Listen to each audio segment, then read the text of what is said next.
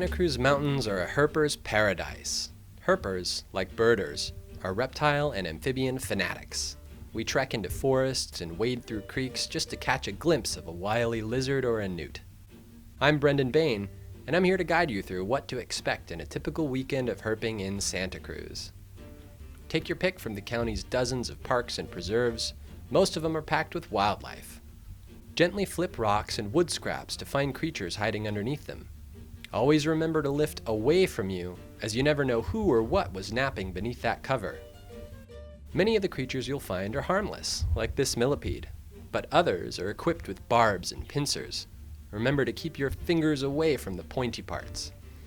When you do find an animal, and you want to handle it, gently scoop it up and secure their body with just a little bit of pressure.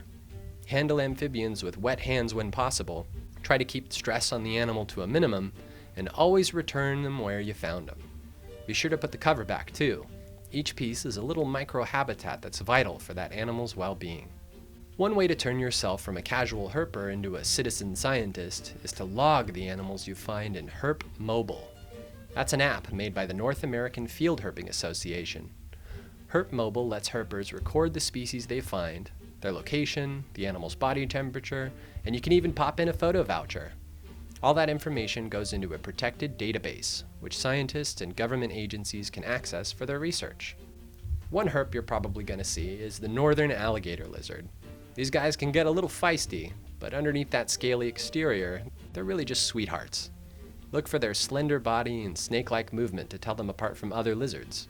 Another common herp is our unofficial state amphibian, the California newt. If you've ever seen these guys crawling along the forest floor, it's a wonder how they even survive. But don't let their Muppet-like appearance and derpy walk fool you. They're packed with poison.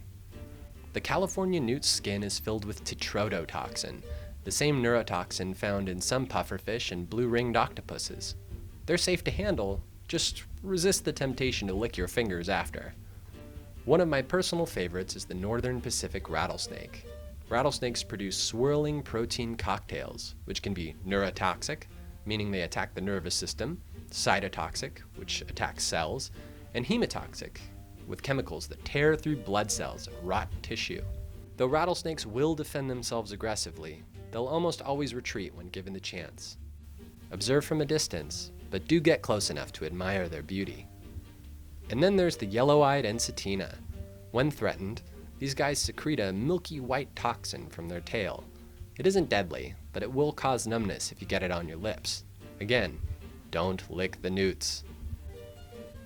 That's just a handful of herps you can find on a typical weekend adventure in the Santa Cruz Mountains. There are a lot of others to look out for, but that's for another weekend.